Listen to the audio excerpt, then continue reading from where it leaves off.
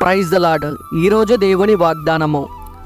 ఇదిగో నేను తలుపునొద్ద నిలుచుండి తట్టుచున్నాను.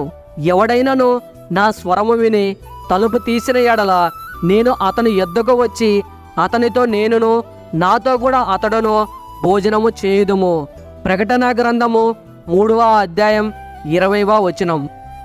వాక్యము విన్నారు కదా. మీ కొరకు చిన్న ప్రార్థన. కళ్ళు మూసుకోండి.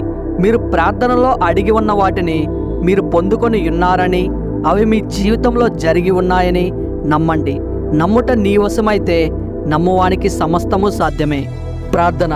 స్తోత్రం స్తోత్రం స్తోత్రం తండ్రి, నాయన పరిశుద్ధుడా, ప్రేమ కలిగిన తండ్రి, ప్రేమ స్వరూపి, నమ్మకమైన దేవ, కోట్లాది దేవదూతల మధ్య కనపరచబడుతున్న మా పరలోకపు తండ్రి, నీకు కోట్ల కొలది కృతజ్ఞతాస్తుతులు చెల్లిస్తున్నాడు తండ్రి. భూమిని ఆకాశమును సర్వలోకమును సృజించినటువంటి మా పరలోకపు తండ్రి, మీ పరిశుద్ధమైన ఘనమైన మీ బంగారు పాదములకు స్తోత్రములు తండ్రి.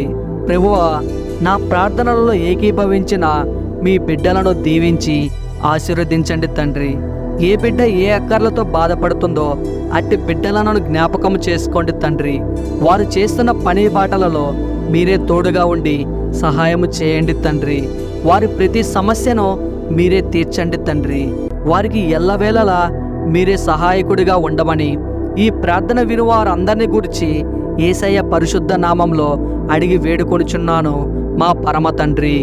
Amen, amen, amen, amen.